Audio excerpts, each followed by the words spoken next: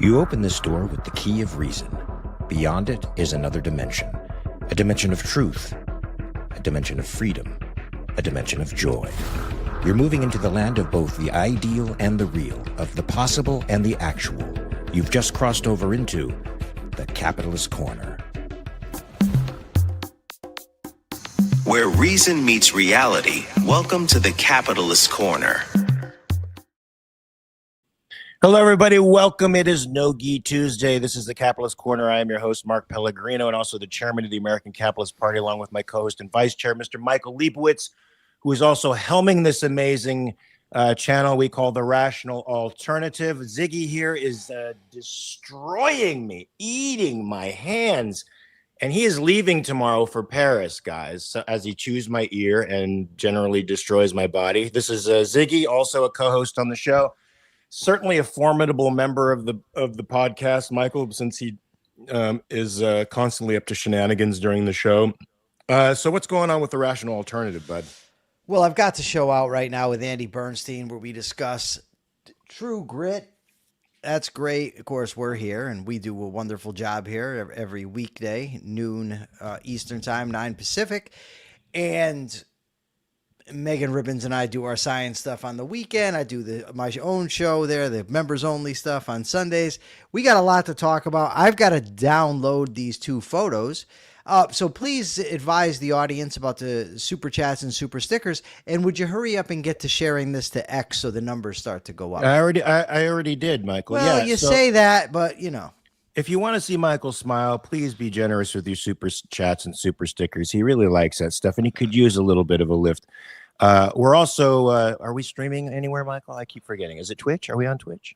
We're on Twitch, we're on X, and we're on YouTube. But please subscribe to the channel.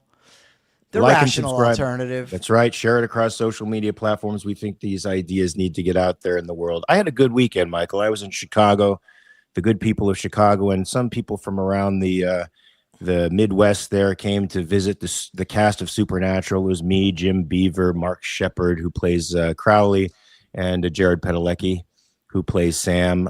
They were very generous to us. It was a great time. I had some deep dish pizza. Okay. People on my Patreon witnessed some of that, unfortunately.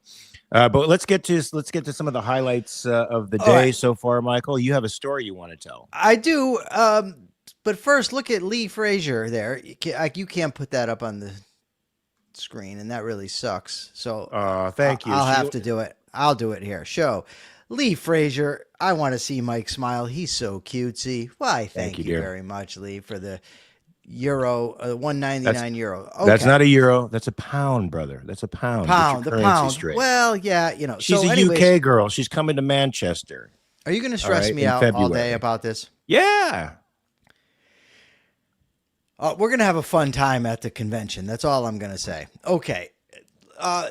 There's this story going around where this Jon Ossoff, I don't even know much about the guy. I think what is he? Is he a senator? Mark, do you know? I don't know. You told me this before the show, and it's the first I'm hearing of it. Yeah, but you've heard of Jon Ossoff. Sure, certainly. I don't know. Maybe. Let me see. He's a United States senator. He's being rumored that he's going to run for president. He's 39 years old. And he made a statement about Trump, something about Trump wants, he needs to fix this war or something that about Trump flying around with Natalie, that Trump wants to fly around with Natalie, which I guess is Trump's assistant of some sort. I don't know the ins and outs of the Trump world. I do know what the comment was alluding to, or is alleged to be alluding to, that Trump is somehow having an affair with the underling there. Now, let me just say, I think it's inappropriate for the guy to say that. I don't like politicians that do that. But Ben Dreyfus says the idea that he should apologize for it because it's below the belt is absurd. And then you come over here. Now, I've been seeing this all day. Laura Ingram says that's beneath that pancake bronzer and rouge. We have an ambitious man. That's the most dangerous type of politician.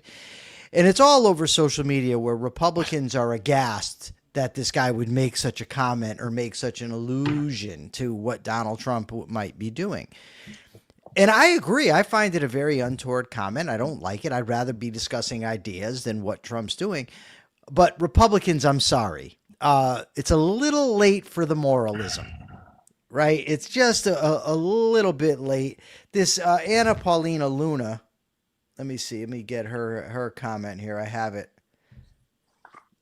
over here. This Anna Paulina Luna says Senator Ossoff comments regarding Natalie Harp were both sexist and misogynistic. Jon, attractive women can be qualified hard workers and in positions of power. Your gross implications otherwise only highlight your own insecurity and guilty conscience. I feel bad for your staff if this is what you think of women. Okay, enough.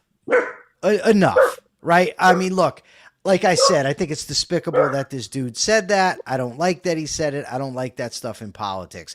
But when grab him by the pee is out there, is your champion, when the guy who's been adjudicated guilty of sexual assault, multiple time accused of sexual harassment, admitted philanderer, constantly insulting people. Come on. Michael, I feel like I'm back in high school. But I mean, the thing is that really irks me about it is, do they think that we're going to forget? I mean, your days of your moral majority, religious right bullshit are done, right? You're done. You can't just slip in and out of that at will, right? Not that I ever liked the moralism of the religious right, because I don't. But you can't, whenever somebody does this on the other side, oh, no, it's so horrible, it's disgusting, but then let Trump act like he does. No, I'm sorry. Yeah, what Mike, are your thoughts? At least the moral majority was horrible, and I think it's done terrible things to the Republican Party. This litmus test of Christianity as as indicating that you are a prime candidate for the Republican Party has been damaging to the party for sure. But at least the moral majority wasn't crass. They weren't crass, right? And Trump is crass, and he's lowered the discourse, the political discourse, to such a degree now that everybody thinks it's okay to do this crap, Michael. I mean, we've gone from the Alexander Hamiltons and James Madisons having debates out there that were literate to this. I mean, this is a fall from grace, man. And I'm sort of sick and tired. I'm sort of sick and tired about talking about these buffoons, to be honest with you. So Newt Gingrich says Jon Ossoff owes Natalie Harp a personal apology for having smeared her. Literally, like the first 5, when I go to my X feed, it's all Republicans complaining about this. I can't believe Ossoff would cross that line. They're just trying to get one up, man. They're just trying to score one on the other tribe. That's it. That's all it is. They're just trying to keep down the political opposition. That's it. They're not. I don't even think they take this shit personally, Mike. It's just political theater. Yes, and yes. Okay. I just wanted to call out the hypocrisy. And again, I don't like that this guy said it. I think it's a gross thing to say.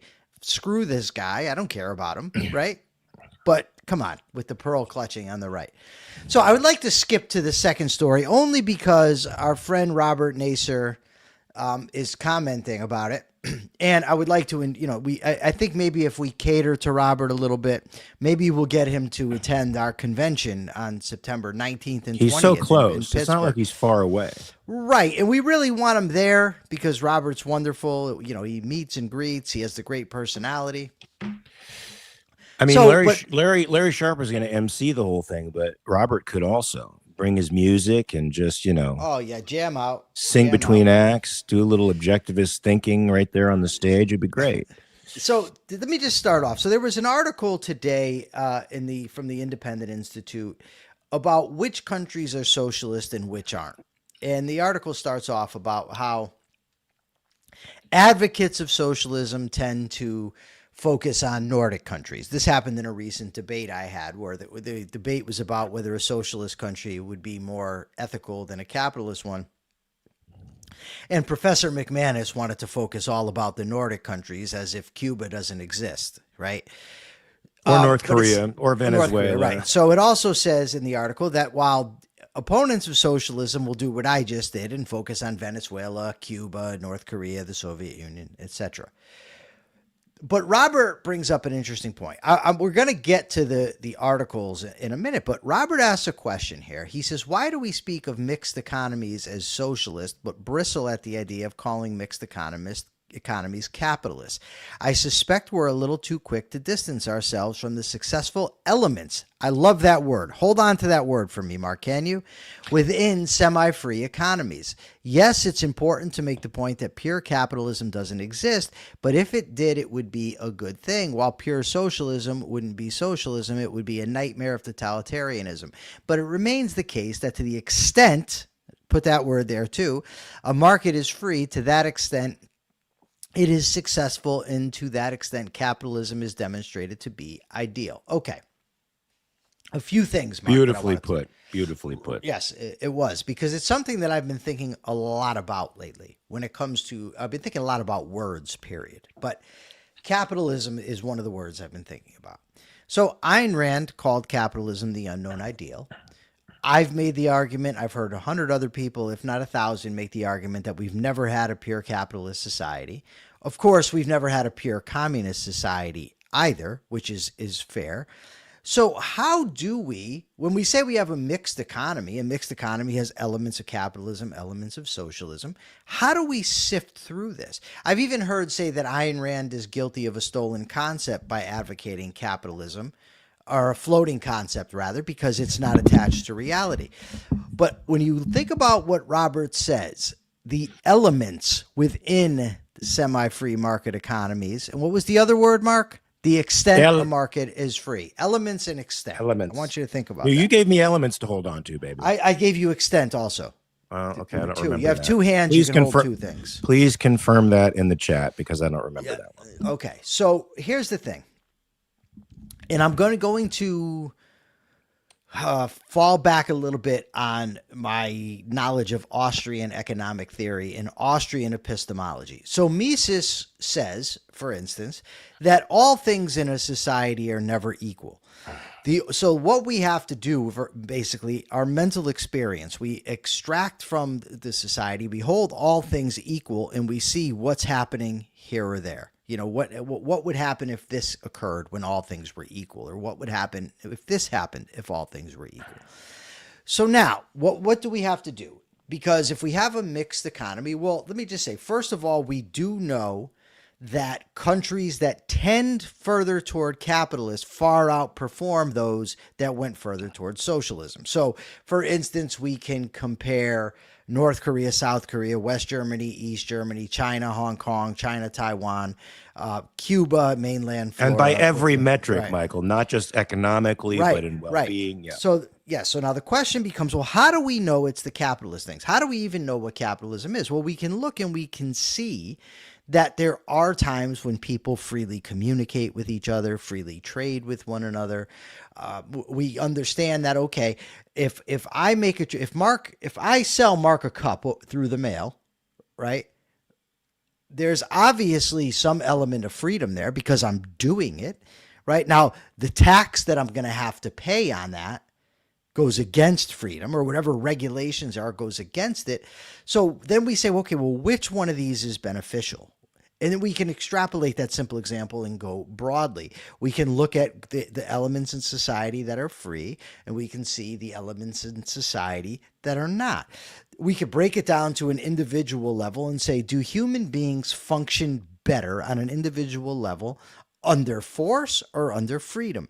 Do I make better decisions when I'm threatened or when I'm free to choose? Right? When am I more apt to be myself and to do better? So I do think that Robert is on to something. I do think that we can look at societies and extrapolate the free elements and the unfree elements and determine what is causing what based on our knowledge of an abundance of things that we have independently of the broader society. For instance, our knowledge of human beings, of human thought, of human interactions, what human beings like and don't like. right? But that's one thing. The creative process where people are building things or people are selling things. We understand that. So I do think that we can do that. I think Robert has a point.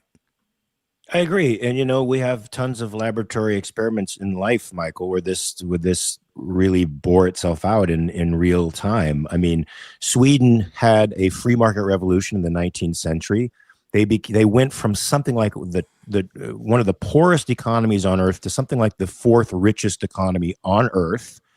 Then they instituted socialism, which lasted through the 60s and 70s, completely exhausted the wealth and capital that they'd built up in the 19th century.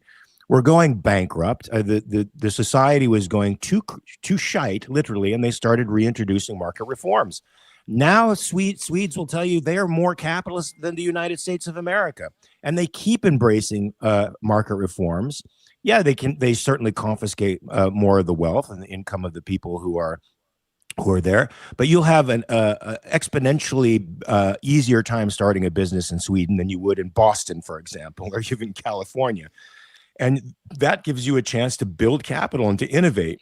So that's a perfect example, Michael, of how when embracing markets and liberalizing markets, which means keeping people free and associations free, you build the wealth of an economy. Even the Soviet Union, Michael, when Lenin instituted pure communism across the board, the entire economy collapsed and people were starving to death. So he invented this thing called the new economic policy, where they started a sort of market reforms.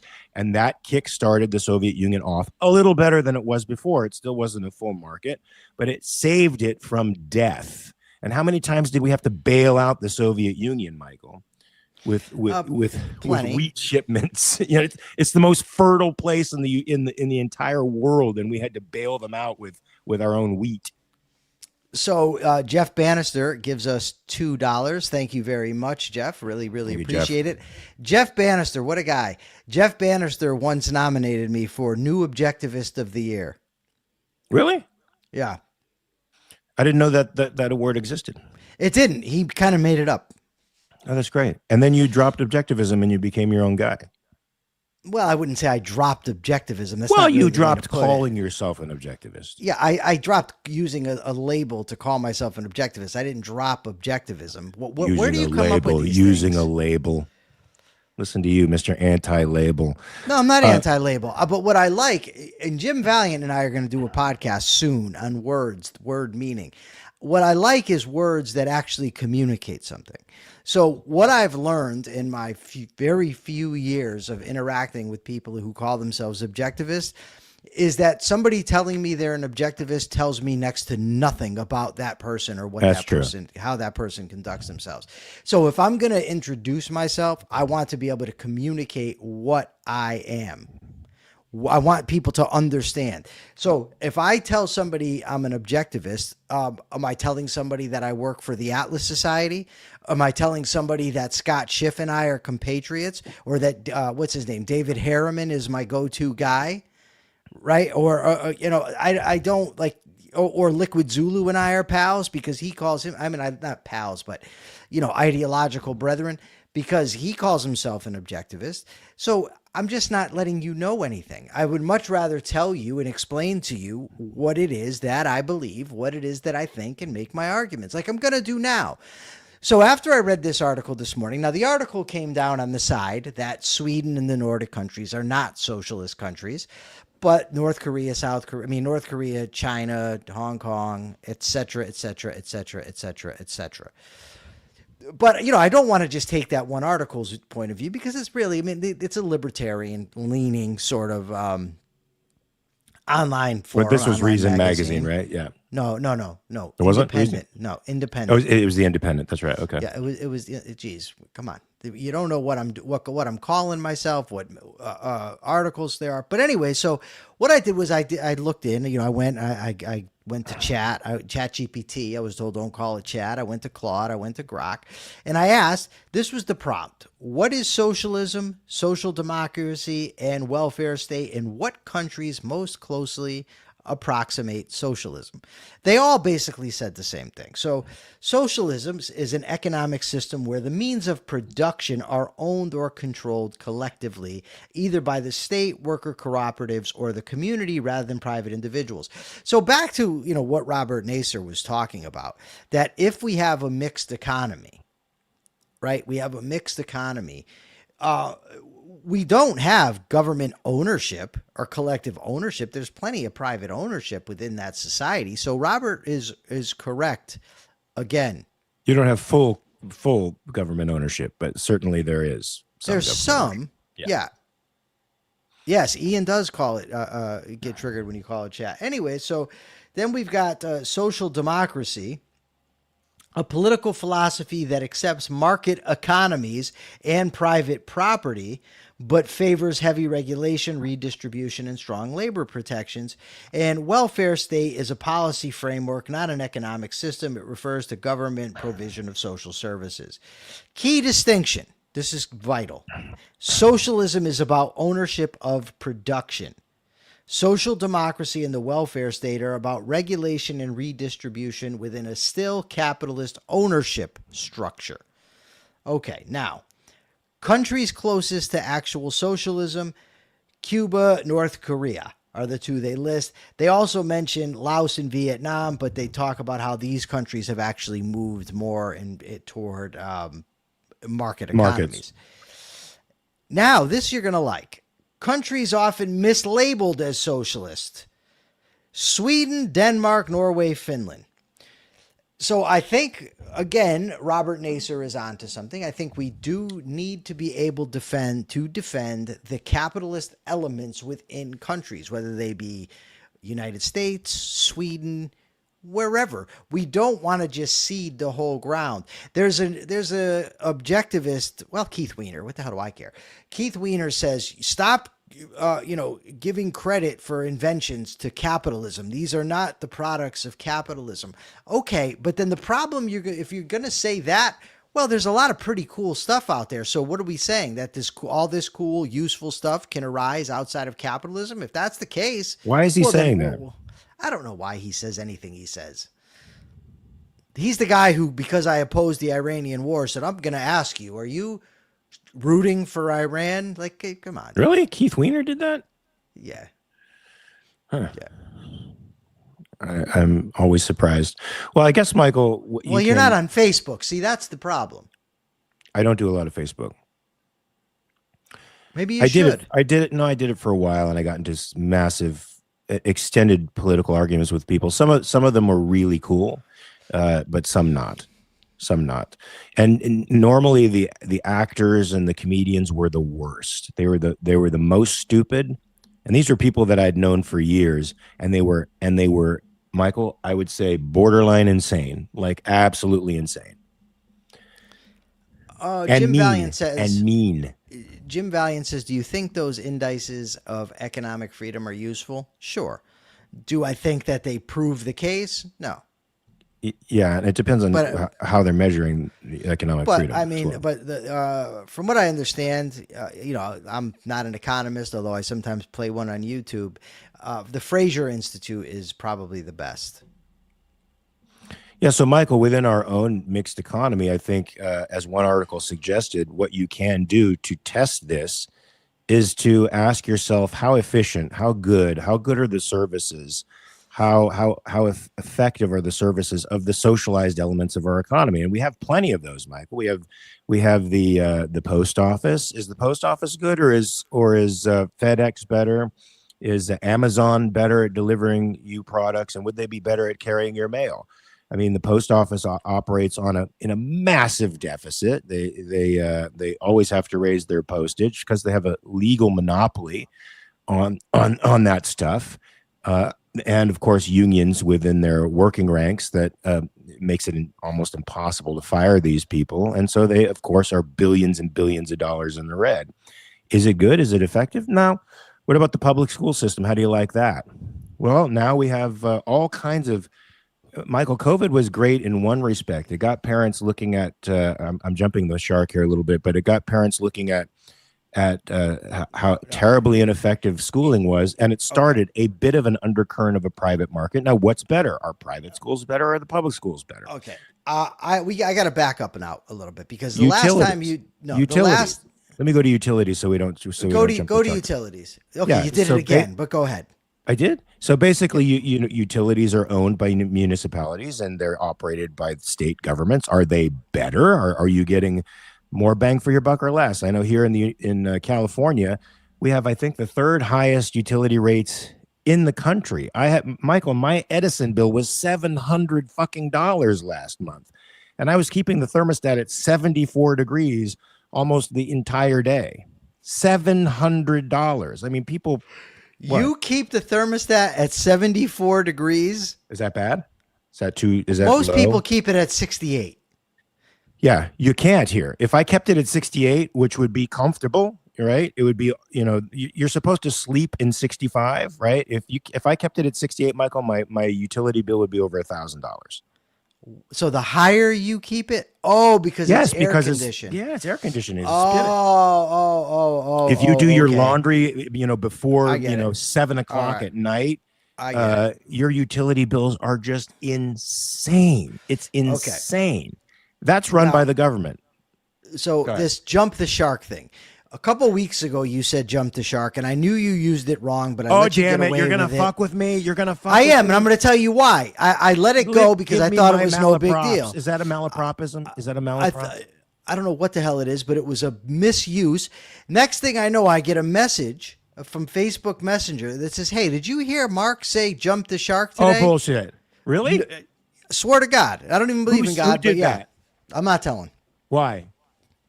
Because the guy sent me a private message. I'm not going to put him out there. Tell me his name and where he lives. He's a friend of mine. But anyways, so the guy says to me, he asked me, do you know what that comes from? I said, of course I do. And I explained it to him. And I said, I knew Mark used it wrong. I just didn't want to get into a whole thing. But now you seem to think because you did it twice. You did it twice today. 3 times now. You seem to think that jump the shark means 3 times? You said it twice today and once previously. Okay. You seem to think that it means like jumping the gun or getting ahead of yourself. I don't know. That's not what it means. It just sounds good. What are you talking about? You don't know what jump the shark comes from? No, I don't know what it comes from. Okay. The phrase jump the shark comes from an episode of Happy Days where they had Fonzie on water skis jump over a shark. And it was taken to be a sign of desperation for the show. So when people say jump the shark, it means like... I don't remember that episode. I thought I saw every episode of Happy Days. Yeah, jump the shark is basically like a sign of desperation. So you're here saying, well, I don't want to jump the shark. And I'm like, dude, what are you talking about? No, that makes sense. The context still works. Doesn't. No, it sure does. Work. No, it does not. This is silly. And you're an actor. How don't you know that? You don't have to know that. Everybody in the audience All you have to do it. is say things with commitment. What? Never mind. You'll learn that. You'll learn that at some point. What the hell does that even mean? Hey, and when I bet you $1,000 when he was water skiing, he had his leather jacket on. I think he probably did. Yeah. Okay. I once had an argument with 3 friends of mine. Now, let me ask you this: you're an actor. 3 shows: Happy Days, Cheers, Night Court. Do you know all 3 shows? Yeah, but I didn't watch Night Court. Okay, so this is for the audience too. Who got the most girls? Sam Malone, Fonzie, or Dan Fielding? Oh, I don't know Dan Fielding, but I do know that's a tough one because I never thought it was tough at all. Well, I thought Fonzie got the most. Of course, Fonzie did this, and they all rolled up. They all came, and he made out with them right there. Yeah, right. But he had the Wall of Fame. Remember Fonzie's Wall of Fame? I don't remember the Wall of Fame, but Malone, he was quite the ladies' man as well. He was. I'm not taking away from his lady manness. I'm just saying that he wasn't doing this, and they were just swarming him. Hey, you go. Hey, yeah. Hey. I remember that. All right. Now, so let's not jump the shark here, man. Oh my God. Okay. What about now? Let's talk about this Oman situation. Go ahead. Fuck me. I'm so done. I'm so done. Michael, I think I just saw on the news yesterday as the memorandum of understanding, this little peace deal, this ceasefire expired, and Trump was saying the Straits of Hormuz are open, and even, suggesting that we take it over and make the Straits a U.S. territory. And while they are 100% open, Michael, only 3 ships got through, I believe. And one was attacked, I think, from the Oman side by some flying object that destroyed the engine room and hurt one of the sailors. So Trump has a very different definition of what's open and what isn't. But he threatened Oman recently with military action. He's going to go and bomb everything if they interfere. Yeah, if they interfere with the negotiations between with what they're trying to establish in Iran, because as you guys know, Iran is negotiating with Oman as to how they're going to open the Straits of Hormuz. And the idea is Iran deals with incoming traffic, Oman deals with the outgoing traffic. And there's going to be an interim period where they don't charge anything. But of course, after that, since they have the chokehold in their total control, they will charge fees, environmental fees, Michael, going in and out of the strait. This is, of course, not what was happening before the war. This is now something that they would gain because of Trump's entrance into the war. And they will not come to a peace agreement, Michael, unless a bunch of stipulations are granted, and that is the withdrawal of the American forces, the ending of the blockade, a payment of reparations to all the damage that we have done to the country, and a cessation of hostilities from all of our allies, which means Israel in Gaza and in Lebanon. None of that, of course, is going to happen. Although Kushner is trying to work out a deal where Hamas disarms, I think that's what expression would you use for that one, Michael? That'll happen when you can sell ice cream cones in hell. It's not going to happen. I think you could sell ice cream cones in hell. No, you couldn't. People are hot; they want something cold. No, but they melt instantly. There would be no way you could eat an ice cream. So that's what would make it even more hellish. Well, right? you are Lucifer, so I'm no. I'm You have the possibility of eating a cone. You buy the cone and it melts instantaneously before you get it to your mouth. That's a great torture. If I ever heard one. Anyway, so Hamas is not going to disarm. They're trying to put a lot of pressure on Bibi Netanyahu to take the IDF out of there and to let their peace board take over and their international community of soldiers to take over governing Gaza. And none of this, I think, is going to happen, Michael. But but hey, Trump says the economy is good. The oil is going down. Of course, it's gone up. I think everything's great. Brent crude. He said if Oman interferes, we'll do it'll work out well for us, just like everything else. Are you happy with your winning? So yeah. Do you realize, Mark, that remember that Trump initially said that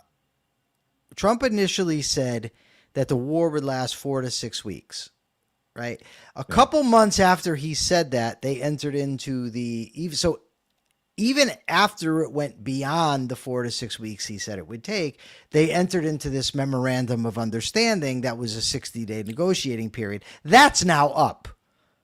So the period for negotiations has now gone on longer than he said the war would, and we've of course been in some sense of war the whole time.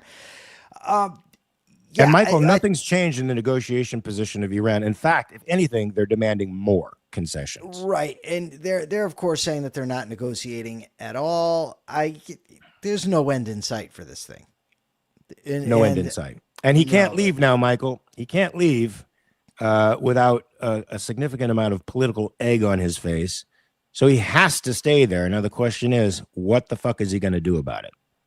So far, he just attacks military targets, and the word on the street is that during this ceasefire, the IRGC was building up its forces, and now they're threatening, Michael, that they've just been defensively responding to us, but they are fully prepared to offensively respond.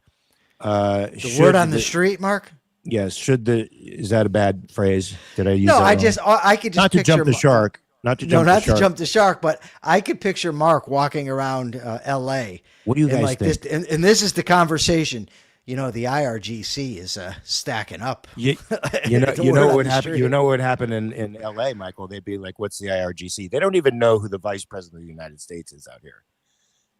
They're about to vote in a wealth tax in November. So that's how crazy the people are here in Los Angeles and California in general. Well, Anyway, I guys, hope you're saving. We're in a quagmire here in Iran, and there seems to be no way out. Not because there isn't a way out. There certainly is a way to end this war, but the president doesn't have the resolve, the strategic initiative, or the intelligence to deal with it. Yeah, that's the saying that we could win. And look,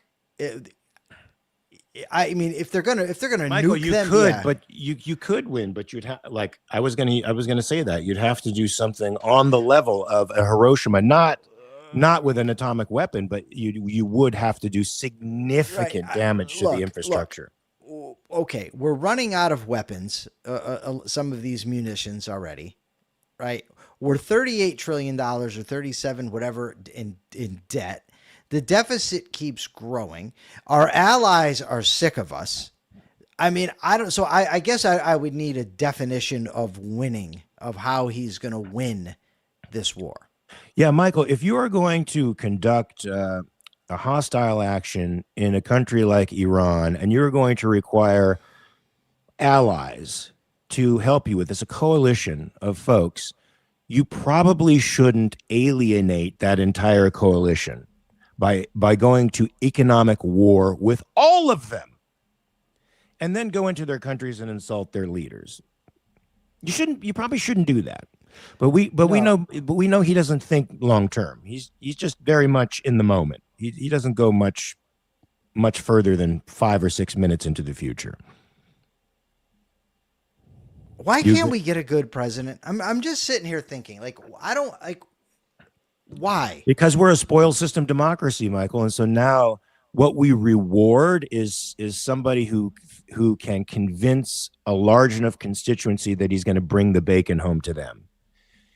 And we're in that cycle now, and I'm not sure how to break out of it. Spoil system democracy is going to inspire demagogic type strongmen and populists who are just going to say, look, when I get the levers of power, I'm going to abuse everyone else for your sake. See, my first little while following politics, I supported the George W. Bush. So I didn't get aggravated when hearing him talk. I bet you if I went back and listened to some of the things he was saying, I'd get aggravated. I had my disagreements with him, of course, but I really, really hated the Democrats. Then once Obama got in office, like, that was the worst. Oh my God. Listening to him talk, with his, the manner of speaking, his parsing everything and 3 words a minute. It took forever for him to get a concept out of his mouth. It used to drive me insane, but Bush did too. I was embarrassed. But Obama was talking about spreading the wealth around and stuff it was like horrible. that, and you didn't build that, so that was awful. And then Trump, and then Biden, but Biden really didn't come out too much, so I didn't really get a chance. Biden was embarrassing too. Like, it's been embarrassing. Like the presidents over the last, 30 years have been embarrassing on pretty much every level. They've been intellectually embarrassing, Michael. Obama at least carried himself like a president and sometimes could give good speech, but most of what he said was appalling to me. So it was so appalling and degrading. Bush bothered me because I found him to be incredibly inarticulate, but he is a fucking Einstein in comparison to Trump. I mean, I can't watch Trump do a single speech. At least I could sit through a Bush speech. Well, that's true. But, the other thing was, remember I just remember they talked about how brilliant Obama was. And I heard Donna Brazile say, I just love his mind. They all do that. They all have to lionize these guys. Yeah. It's like every Democratic president is a god. Have you noticed that? It's like Franklin Roosevelt, a god. John Kennedy, handsome. Come on. He was not that handsome.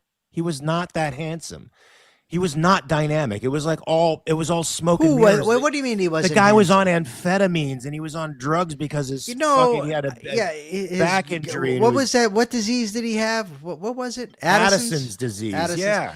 It made his eyes bulge out. It gave him jaundice. The guy was not attractive. He was charming. He had a certain charm. He could sit there in front of the press corps like a Ronald Reagan and be interesting, funny.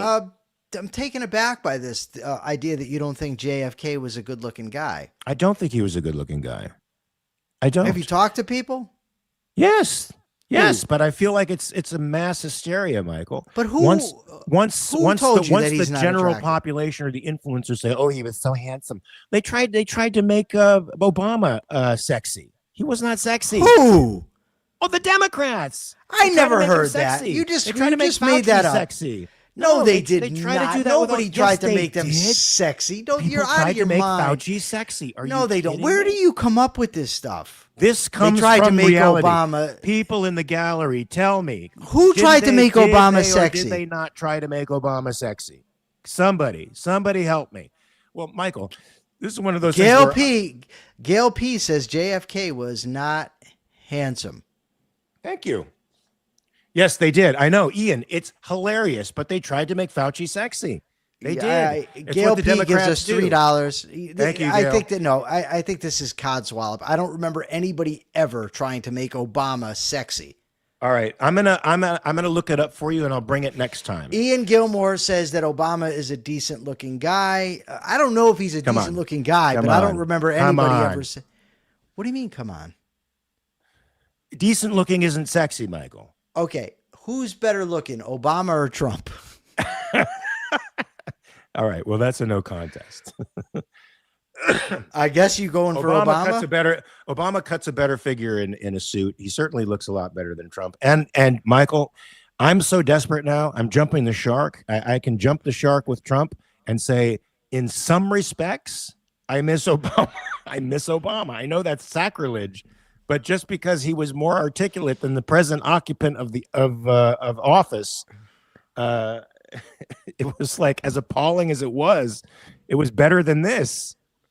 I actually, Kira Felix says that I don't watch The View. I actually used to watch it. I used to tune into The View for like the sole purpose of getting myself aggravated.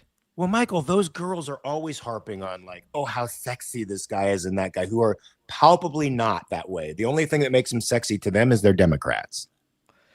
I'm going to Google. Ian, I'm not saying random things. Yeah, that's right. I am saying random things under Jump the Shark. It's what I do, my friend. Michael, have we gone far off? Now let's go to education. The education stuff was great. I want to find this out first. I can't. The OCD won't let me let this go.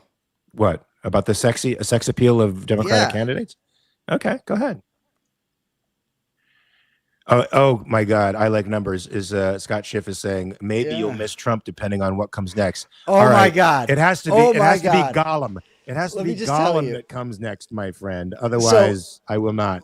So let me just tell you, this is hilarious. Akira Felix is partly vindicated here. Well, very much vindicated, actually. I said throughout his time in the public eye, I asked a question about examples of people calling Obama sexy, right? Okay. The very first thing, high profile examples, Barbara Walters and The View co-hosts. There you go. See? Yeah, man. Of course. Barbara Walters. Okay, so there's three people that called Obama sexy. Want to know who they are? Go ahead. Three high-profile examples they give. Well, the women on The View, Michelle Obama. Yeah, she said that publicly, but we know she has private complaints. And the former Prime Minister of Australia. So she's not a Democrat. So literally, you've got the women on The View and his wife, who have an audience of millions, Michael, and I knew I heard it from somewhere. So yeah, it's them. And there were some. According to ChatGPT, this is Nicole Hingle coming to the rescue. Tina Brown, Maureen Dowd, Sally Quinn, all commented on Obama's attractiveness. All right, well, they gotta have their guys like demigods and sex gods. But hold on a second. The way they roll, man. Wait a second here. to say that there's some women that have said he was sexy, Not because I just found some women. It's not like women that live down the street from me, Michael. It's people in positions where they're You said influencing other Democrats, folks. dude. That implies They are Democrats, a and they large are thing. influential, and they are trying to create an image. They're trying to promote a Out of these, particular hold on. image. Out of the three women Nicole Hingle mentioned, I've heard of one, Maureen Dowd. Look, and Gail is right. Obama is not handsome. I didn't say he was handsome. You did. I never said he was handsome. I said other people said he was handsome. No, you said he was and better looking than and Trump. sexy. And didn't they try to do the same thing with Fauci? Come on. Yeah, somebody was out there that said this. That's not just the same somebody, thing. but didn't they? Hold on a second. They tried to make him sexy with like covers no, on no. Washington Magazine and No. Time. Listen, look it. Thank you very much, Nicole.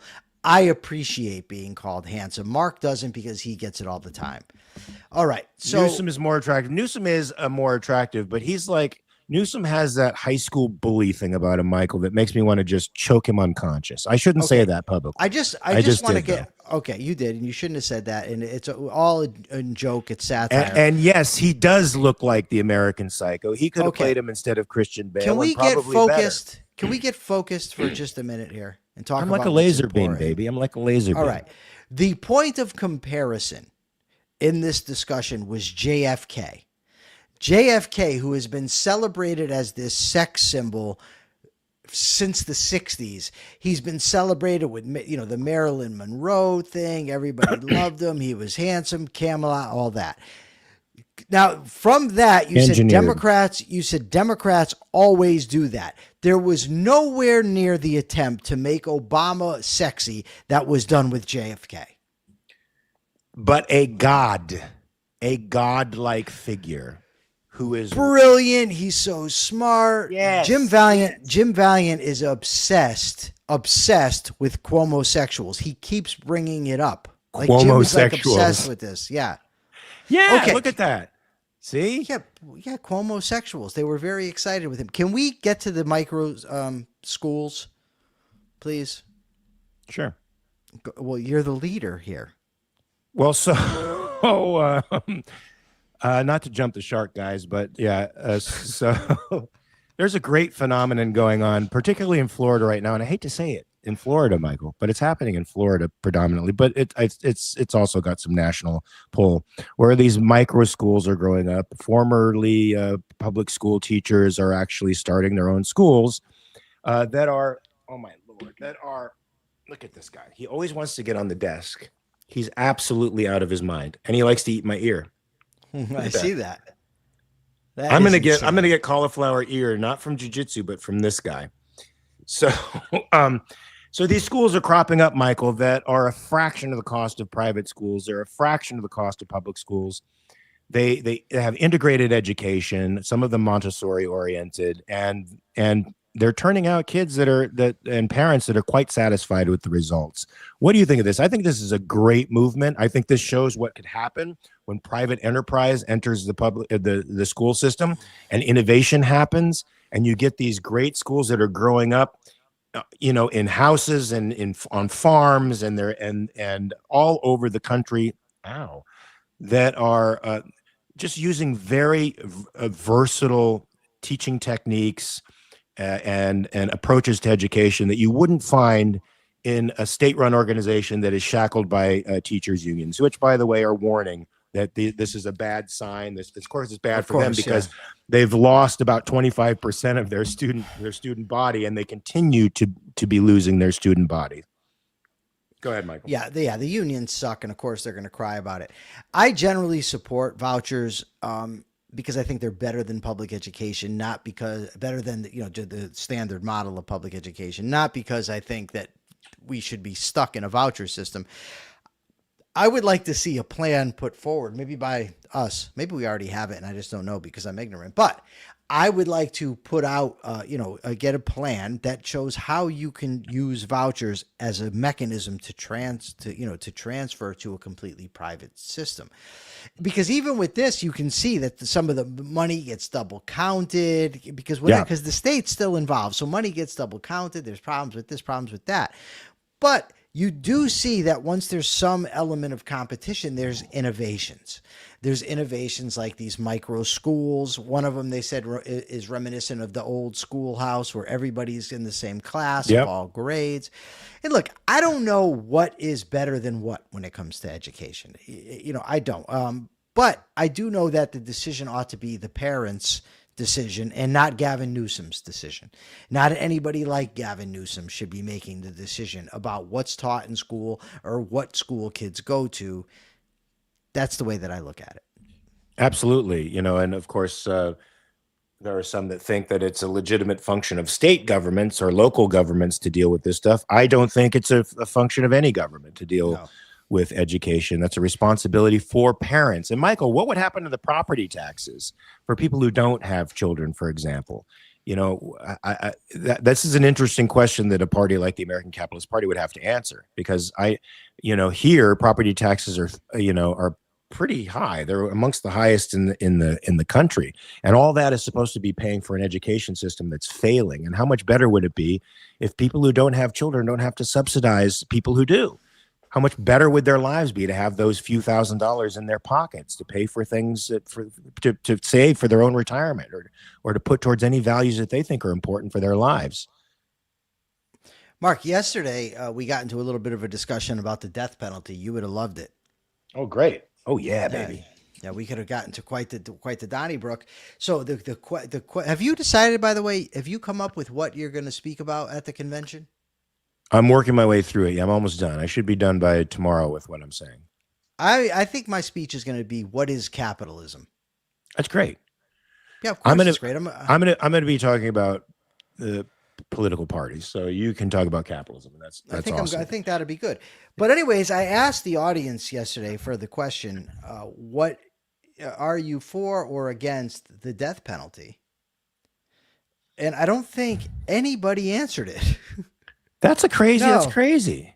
Not one answer. Really? Nobody answered. I asked, well, how do you feel about the death penalty? Why are you for it or why are you against it? Nothing. So Jim Valiant, he says, dude, you ignored it, because I brought up how he's obsessed with Cuomo. And he says, because I ignored it earlier. That should have been a lesson, Jim. What are you talking about? What did you ignore? Jim keeps mentioning these Cuomo sexuals. So I ignored it. I wanted to give him a pass because I didn't want to, show his obsession.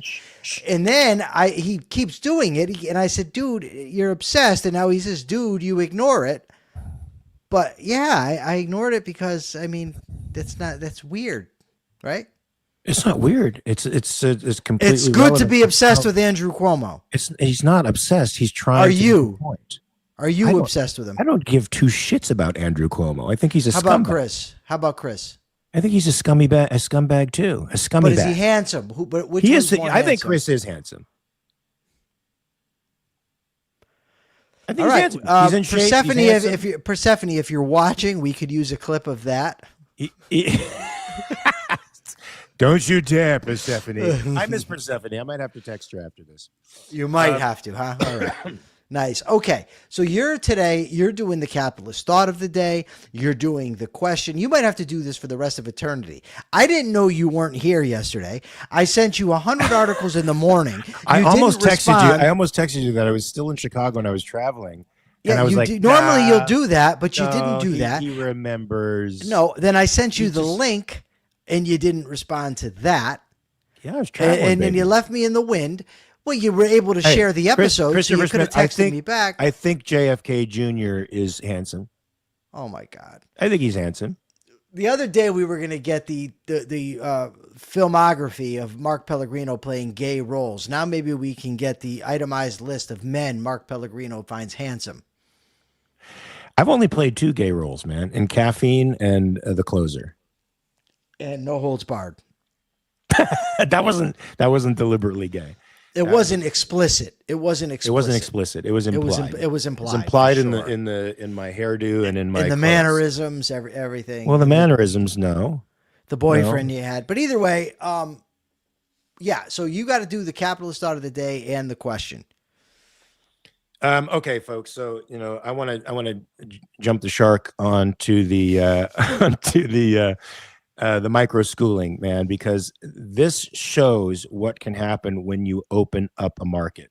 Schools have been attacking education in one way for a very long time, and it's since COVID when people started branching out and looking for other alternatives to the public school system. Once they realized that the public school system wasn't acting in their children's interests and they had to do something about it. Now a market is opening up for these other varieties of schools, and innovation is starting to come into the market. Now, to me, this means the death of public schools, thank God, and the death of the teachers union, thank God, because they have a stranglehold on the industry and they keep them shackled to educational fads and to doing things the old way in brick and mortar buildings and raising costs.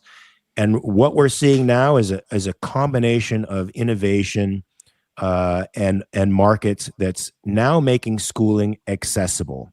So if a private school costs in the neighborhood of $50,000 because it's competing with a public school monopoly, these new micro schools that come in around $8,000, a fraction of the cost of both the public and private institutions, is a boom for accessibility for everybody. If we open up the public schools to private innovation and commercial innovation, private schools will become extremely accessible. Anybody will be able to get an education, and you don't have to go to a brick and mortar place for it. You can do it right from your home. Even now, you can get a college level education for very, very little, and that's with the public monopoly. So a capitalist education system would look just like that. It would be private, and it would be owned, and the people who would pay for it would be those who choose to, either people who have children in the system or people who choose to subsidize the educations of other children. And that, my friend, is freedom. And that, I think, will turn out a superior generation of kids. Okay, so I did have a question, Michael, and I forgot it. And it was based on what we were talking about today, and now I don't remember what it was. What do you want to know? Who was the most handsome president? Oh, there you go. Is it going to be Lincoln? No, come on, poor Lincoln. Taft. Although was it Wells or Stanton commented when they cut Lincoln's shirt off when they put him in the bed after Booth's bullet had felled him. They had to cut open his shirt, and one of those guys, it might have been Edward Stanton, he said, "Wow, he's buff." He didn't say that. I'm paraphrasing. He didn't say, "Wow, he's buff." That's a colloquialism of the 20th and 21st century. But he said something. He said the 19th century equivalent of that. So the president was dying or dead, and of course, and he noticed his muscular build. Yeah, he was a wrestler. All right, folks. What should be the question? Hold on. Michael? I want to share this. Bonnie Bertrand says, once I said at a Montessori conference that I didn't want to destroy the public schools. I just wanted to see them die a natural death. It's happening. I agree with you. Let's hope she's right. William Henry Harrison. That's right. He died of pneumonia, didn't he? He gave the longest inaugural speech. Now I think probably Trump will have that mantle, but it was like a 3-hour speech, Michael, and he did it in the freezing rain, and he died as a result. The hero of Tippecanoe. And don't forget Tyler, too. That's true. Tippecanoe and Tyler, too. I forgot my question, Michael. You have to ask the question. No, I'm not asking. You're not pawning this off on me. Okay. You were going to ask about the... You were going to ask about the handsome presidents, I thought. Do you agree with me, and do you think that the Democrats have to deify all of their presidents? If so, please answer on YouTube. And make sure you like and subscribe to this channel. Make sure you share it across social media platforms. We think these ideas need to get out there in the world. Also, don't forget that September 19th and 20th, the American Capitalist Party will be having its national convention. There's going to be a bunch of cool speakers there, and we're going to be voting on policies that we'll be taking to real governments in real time to try to change the nature of the argument, folks. So you got 23 hours to check your premises. Remember, it's what all super smart people do. So come here tomorrow with your premises checked and your brains open and ready for action. We'll see you tomorrow. Peace.